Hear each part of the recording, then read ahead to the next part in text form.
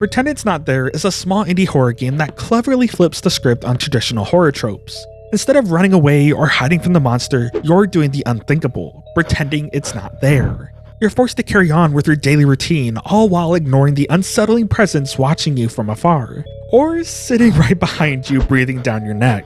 This short horror game has a lot of potential to be something truly unforgettable. And I highly advise, if you haven't played this game, to give it a try. It's free and will only take about 10 to 20 minutes to complete. You can find the link down below. But all that said, that's why today we're going to take a closer look at Pretend It's Not There and uncover what sets this game apart from others, going into its horrifying game mechanics, interesting story, and eerie atmosphere. We'll also be taking a look into the future of this unique horror game and developer behind it. And interestingly, according to developer, this won't be the last. So with that said, make sure to stab the bell icon so you don't miss out on future videos like this one, and let's get right into the world of Pretend It's Not There. So when starting the game, you play as a young child named Lucas. He's just gotten out of school and is making his way back home. But while heading back, he notices this weird presence following him. You can see this mysterious person or thing standing right behind him and leaning over Lucas, asking him, "Can you see me?" And from Lucas's point of view, he hoped that if he pretended not to see it, it wouldn't follow him. And this is where the game starts. You're now free to explore this silent, eerie town while this creepy thing stares from afar. And something interesting here is there seems to be two of them watching from the sidewalks. So there's a pretty good chance this isn't the only monster in existence. But as you make your way downtown and into a creepy alleyway, you finally make it back home. You find a letter left from your mom, and reading it, you learn that she'll be home late because of work. She tells you that there's some leftover pizza in the fridge if you're hungry, and as moms do, lets you know the chores you have for the day, which involves doing your math homework and cleaning up the toys and putting them in your toy box. Now after this, you walk towards the living room, and suddenly the camera angle changes, and see it standing ominously in the corner of the living room. Lucas pretends not to see it, but out of nowhere it comes face to face with you in the snap of a finger. This is when you get a real good look at his uncanny grin, and it's just as creepy as you think it would be. The monster yet again asks if he can see him, and Lucas continues to pretend not to see it. Lucas tells himself that he has to pretend not to see it by avoiding eye contact with it. Then maybe it'll go away. So you go about your business with this thing watching your every move. You first go to heat up your pizza and eat it. You then go do your homework involving math such as addition and multiplication. And hopefully don't struggle at solving basic math, questioning your own intelligence. Then you finally clean up all your toys and decide to take a quick nap in hopes that it would go away. And after a while, you wake up and quickly realize the monster is still there. This is when you hear knocking from the front door and go to check it out. You hear Lucas's mom with her asking him to open the door for her and that she forgot her keys.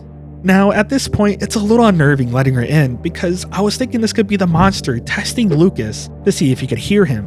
So I was half thinking that when Lucas opened the door, it would be the monster staring back at you. But it turns out to actually be his mother, and it made this simple scene much more complex because I didn't fully understand what the monster could do. The whole time I've been paranoid with it watching my every move, so of course my first thought is his mother at the door isn't really his mother. But anyhow, after you let her in, she apologizes for forgetting the keys, saying she was late due to covering a colleague's shift. She then asks if you did your chores, and then turns around and sees this horrifying sight and screams in fear. She then gets brutally killed with the monster cracking her neck entirely. The last thing the monster says is, "You can see me." And according to the developer, this is referring to Lucas, not his mother, which makes Lucas very dead. And that's the beautiful story of Pretend It's Not There. As you can tell, this horror game has a lot of potential, but it's very short, running around 10 to 20 minutes and leaves you wanting more. Thankfully, after contacting the developer of this game, Dreadbloom Studios, they plan to make a full sequel that's bigger in size, which is really exciting, especially since the developer plans to explain more behind the lore of this creepy monster. When I contacted the developer, I asked what made them come up with this unique idea in the first place. And interestingly, they got inspiration from a 2-sentence horror post on Reddit. Unfortunately, they couldn't remember what it was exactly, but when he read it, it inspired him to make Pretend It's Not There. Now, about the future of this game, I think the biggest issue I see with this concept is how predictable the monster is. As long as you don't look at it directly, there's not a lot of tension. The actual suspense comes from the fear of being watched, and I think the game does a really good job at that, but it only does so much. I think for the sequel, there needs to be more unpredictable mechanics that make it harder to, well, not see the monster.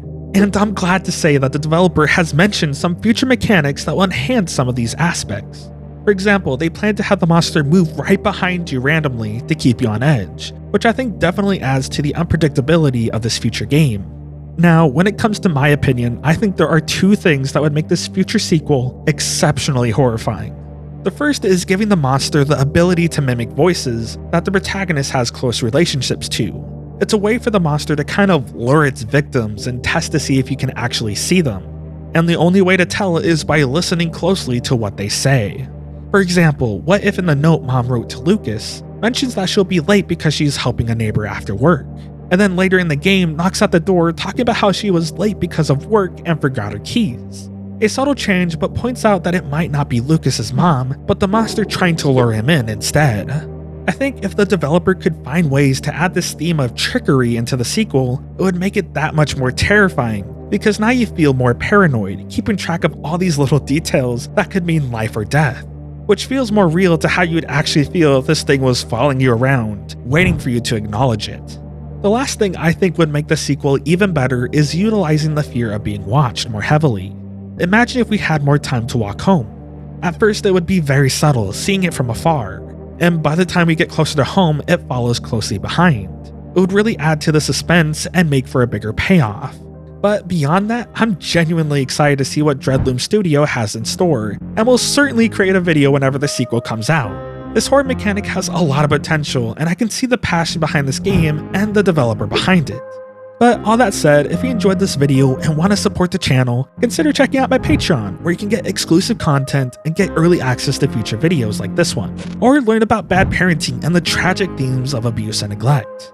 With that said, thanks for watching, and see you next time.